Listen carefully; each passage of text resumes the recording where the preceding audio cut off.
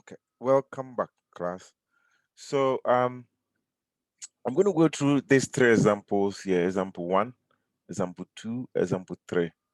Okay, and this equation, I'm not going to compute anything. Okay, I'm just going to show you how to go about free body diagram.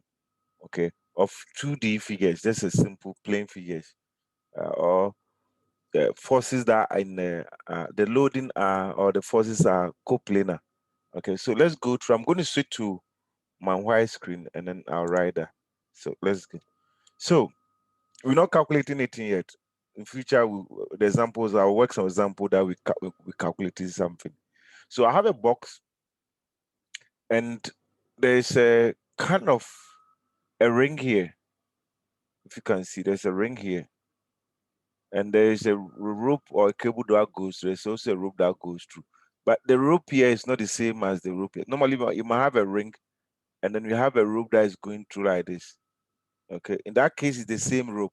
So if you are neglecting friction, then the tension here and the tension here will be the same. But here, the cable is different, and the one that is holding the box here is also different.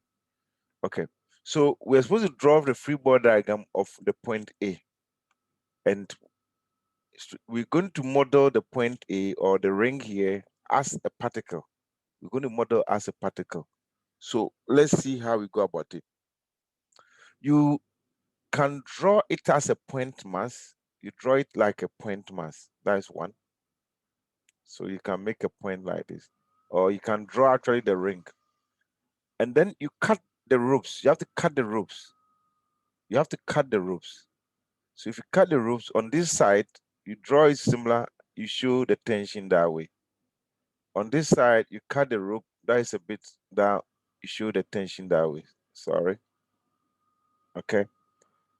And you show the forces. You can show F, you can use F, you can say use this is point A, so you can say FAC. You can call this one F AB. Okay? Or you can use things like TAC, TAB. Or you can use things like F1, F2, things like anything. Or you can just call it FC, FB, things like that. Okay. Now we cut also this one and then we show the force in that. So I'm going to call this one like FAD. Now, if you are cutting this one, it means the arrow here will go this way and the arrow here will go this. So we have to also draw free body diagram of the box, which the question say. I would like to draw it close to it like this. I'm coming.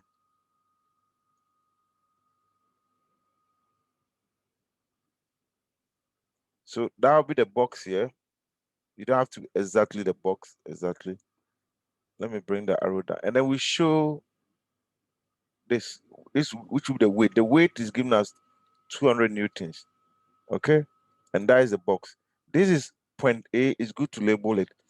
Free body diagram is forces which are known. You show the object, you show the force which are known and unknown. And if there's any angles, you put them. So this is point A, let's label it point A. And this is the box. I can write on it the box or something. Okay, that's the box. Okay. So there's few things to show. Here, the angle is given. So we put an angle there. That is 30 degrees.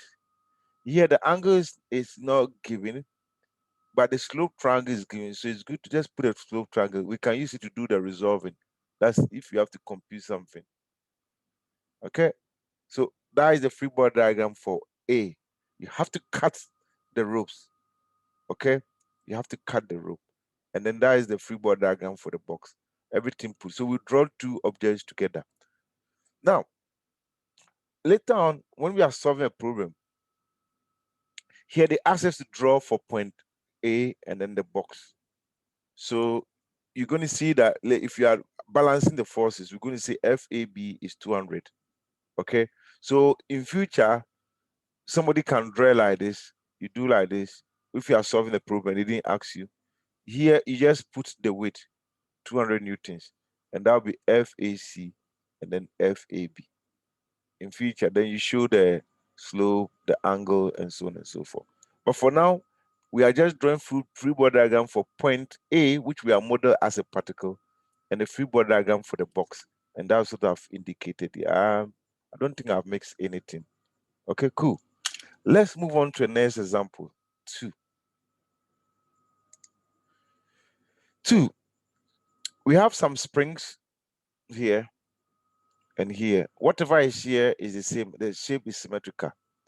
And it's going, there's a cable that goes around the pulley, then on this side as well. It's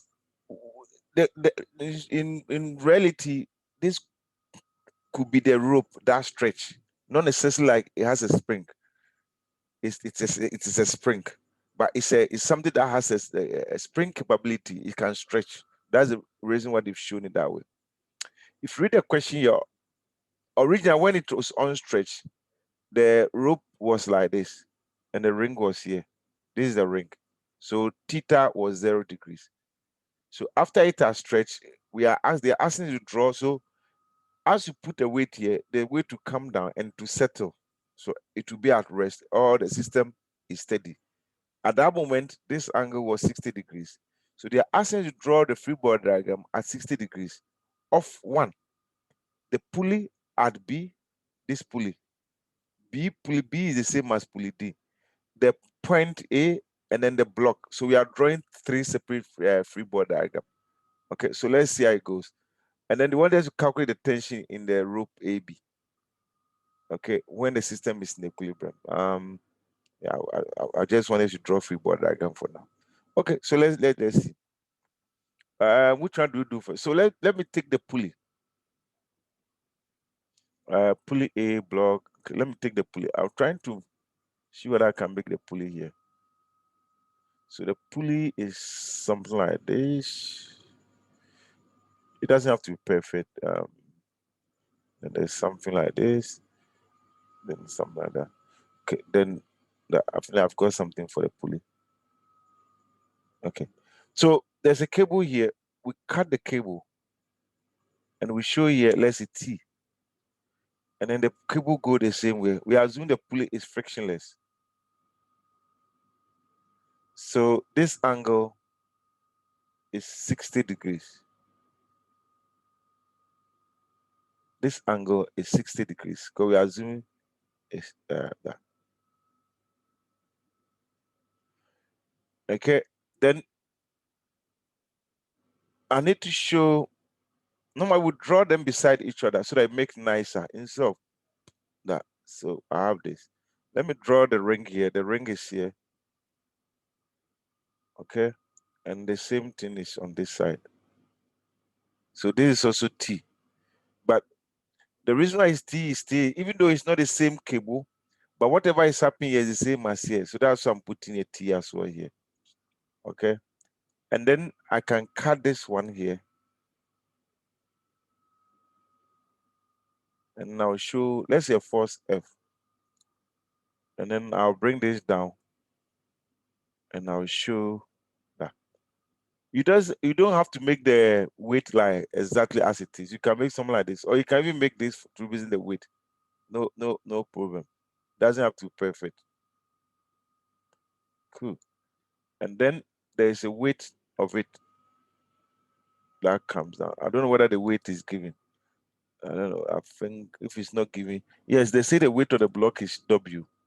As you can see here, the weight of the block. Let me kind of zoom out a bit. Yes.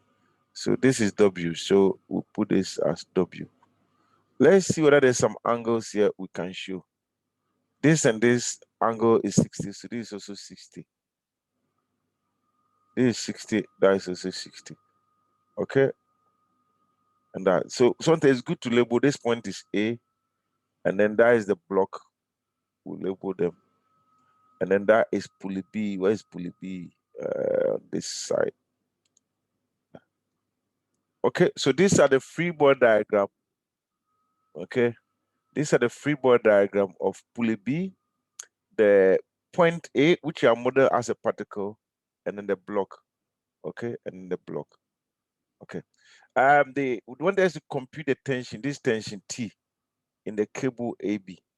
Okay, we are not calculating for the free body, but we're going to use the concept of we're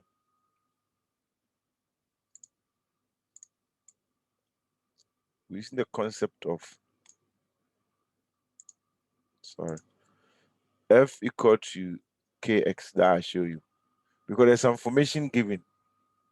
K is given as 30. They didn't write a unit, but it's 30. Yeah, it's here, 30 pounds per feet. Okay. So let me show you a little bit something.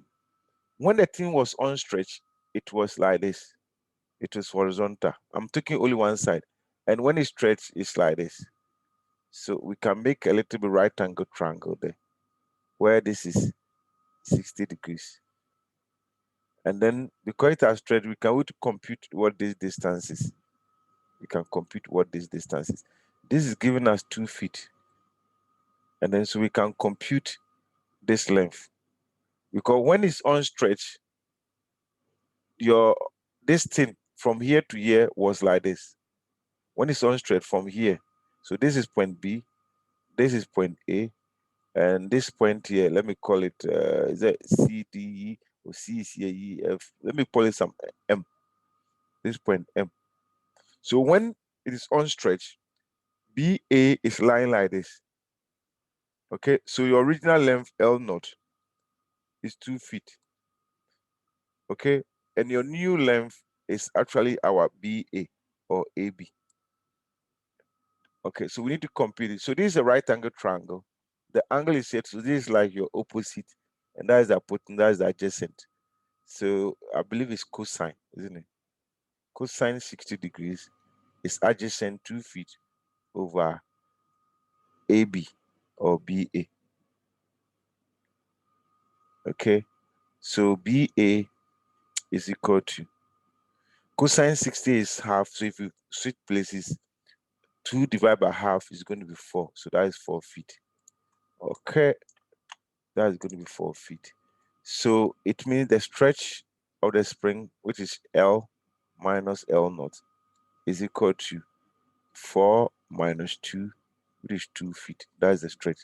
So using F equal to Kx, we have the tension equal to K. K is giving us 30 pounds per feet times the stretch, which is 30. And this is 60. And that is 60 pounds. And that is 60 pounds. Very, very nice. That is 60 pounds. Okay. We are not really complete for even so knowing T, we can now do resolving and find F. Knowing F, we can compute the W, but that's not for this question. It's going to come up later on. It's going to come up later on. I don't know whether to end the video here because it's kind of a little long. Let me pause the video here, end the video here, and then when we come back, I'll do example 3 so that I can be able to upload it in your WhatsApp. Thank you. Bye-bye.